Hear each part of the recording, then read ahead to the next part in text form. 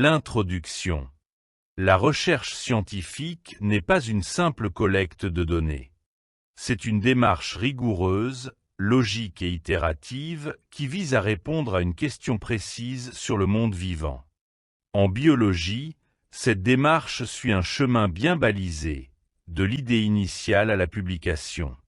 Ce cours vous apprendra à structurer votre pensée et votre rédaction selon les standards internationaux. La recherche scientifique en biologie ne se limite pas à une série d'observations ou d'expériences. C'est une démarche intellectuelle rigoureuse qui suit un cheminement logique, de la question initiale à la publication des résultats. Ce processus, standardisé au niveau international, permet à la communauté scientifique de valider, réfuter ou discuter les connaissances nouvelles.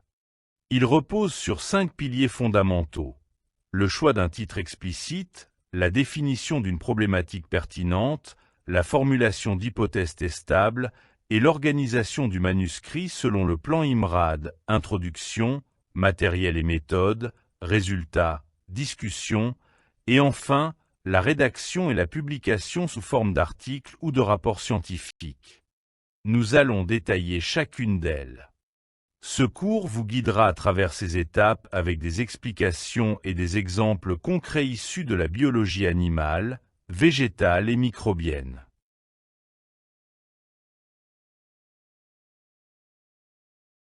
« 1. Le choix du titre ou l'art de la première impression.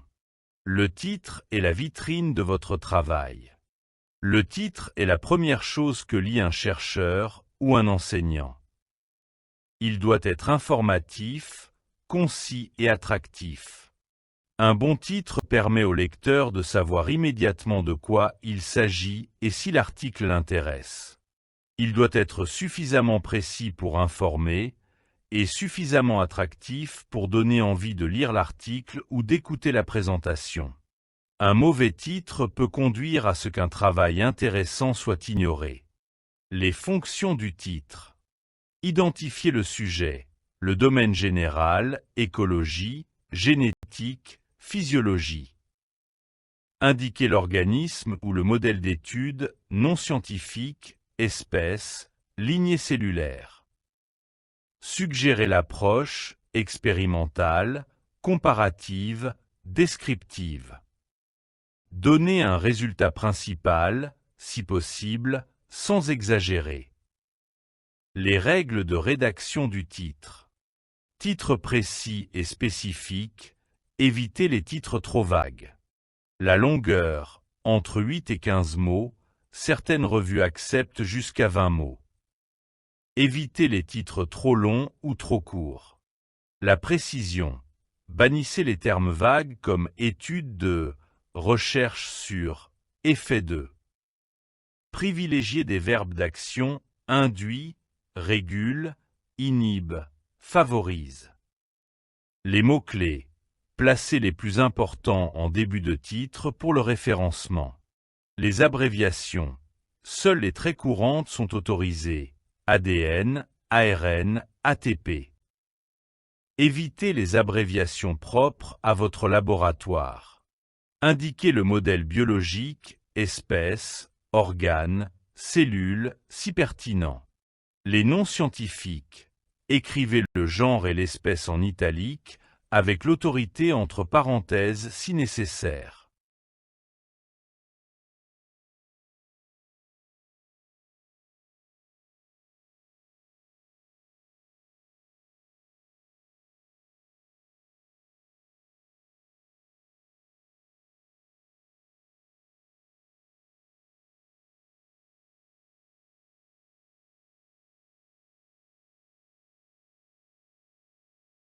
« 2. Définition d'une problématique, le cœur de la recherche. La problématique est la question précise à laquelle votre travail va tenter de répondre. Elle découle d'un constat, d'une observation ou d'un manque dans les connaissances existantes. La problématique est l'art de poser la bonne question. La problématique est le fil conducteur de toute recherche. Elle transforme une simple curiosité en une question scientifique précise, originale et faisable. En biologie, une bonne problématique émerge d'une observation, d'une contradiction dans la littérature ou d'une lacune clairement identifiée. 2.1 Structure d'une problématique. Une problématique bien formulée comprend 3 éléments. 1. Un constat. Partez d'un phénomène biologique observé ou rapporté, ce que l'on sait déjà, basé sur des travaux antérieurs. 2. Une lacune, ce que l'on ignore, le trou dans la connaissance, on sait que, mais on ignore si. 3. Une question, formulée de manière ouverte, pas une simple question oui, non. 2.2 Comment construire sa problématique? La méthode pas à pas. Étape 1.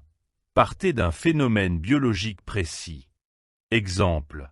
Les chauves-souris utilisent l'écholocation pour chasser, mais certaines espèces émettent des sons de très haute fréquence, d'autres des sons plus graves. Étape 2. Identifier ce qui n'est pas connu. On ignore si cette variabilité est liée à l'habitat, forêt dense vs milieu ouvert, ou à la taille de la proie. Étape 3. Formuler la question. La fréquence dominante du cri d'écholocation chez les rhinolophes est-elle corrélée à la densité du couvert forestier ou à la taille moyenne des lépidoptères consommés?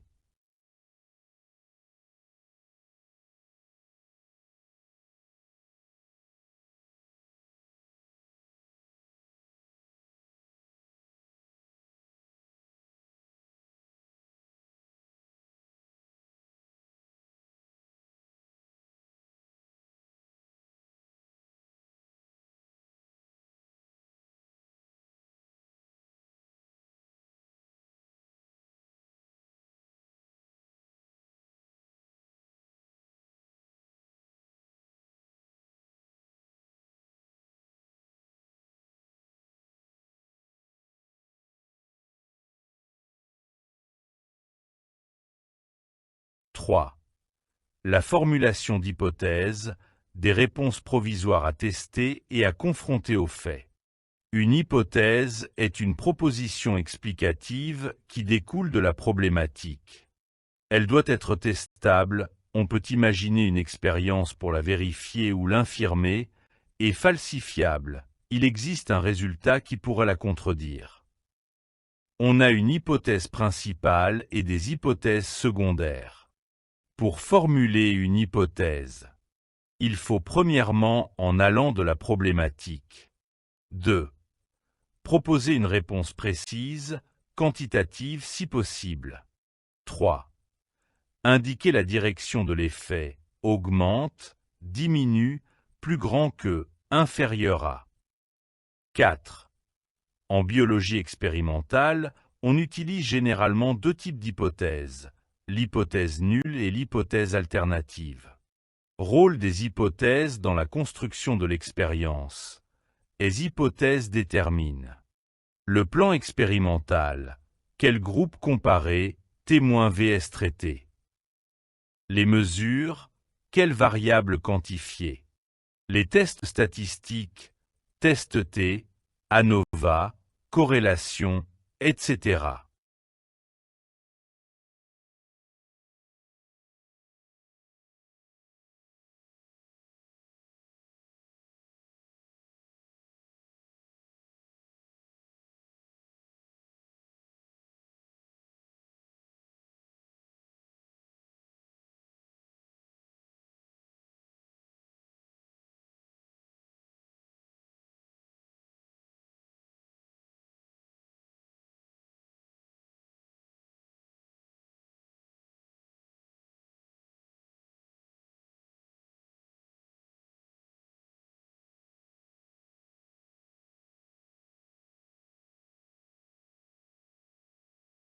Partie 4.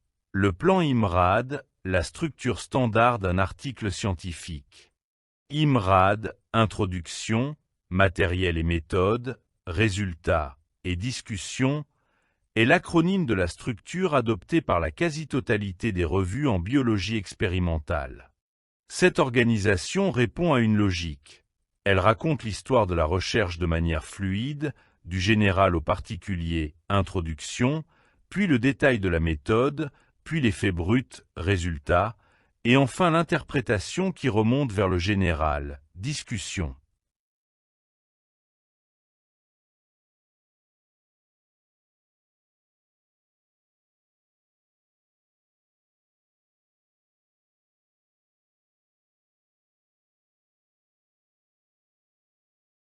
L'introduction. L'introduction suit un mouvement entonnoir inversé. On commence par des connaissances générales, on resserre progressivement jusqu'à énoncer la problématique et les hypothèses.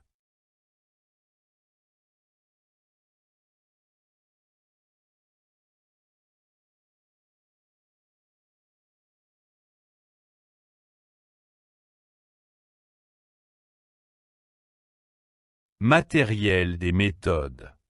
Cette section doit être suffisamment détaillée pour qu'un autre chercheur puisse reproduire exactement votre expérience. Elle se rédige au passé, imparfait ou passé composé, et souvent à la voix passive. Par exemple, nous avons mesuré. Les échantillons ont été incubés.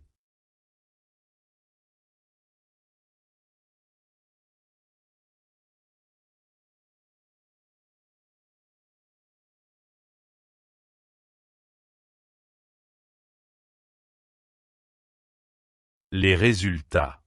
Dans cette section, vous présentez vos données de manière objective, sans interprétation. Vous utilisez des figures et des tableaux, et vous les décrivez dans le texte.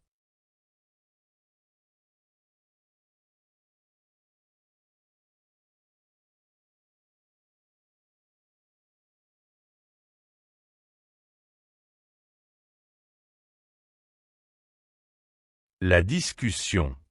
La discussion remonte l'entonnoir, du spécifique, vos résultats, vers le général, implication. Elle répond à la problématique et confronte vos hypothèses à la réalité.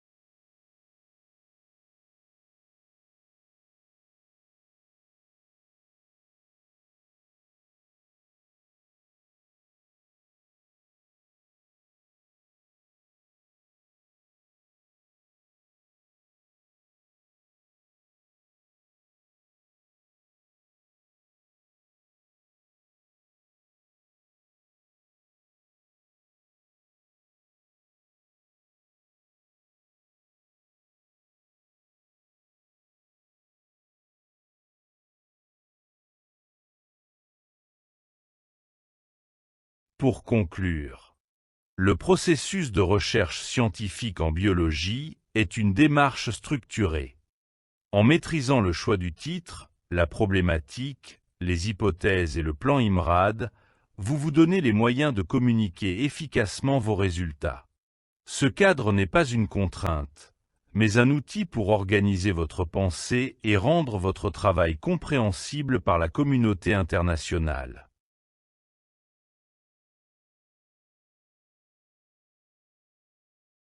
Merci pour votre attention.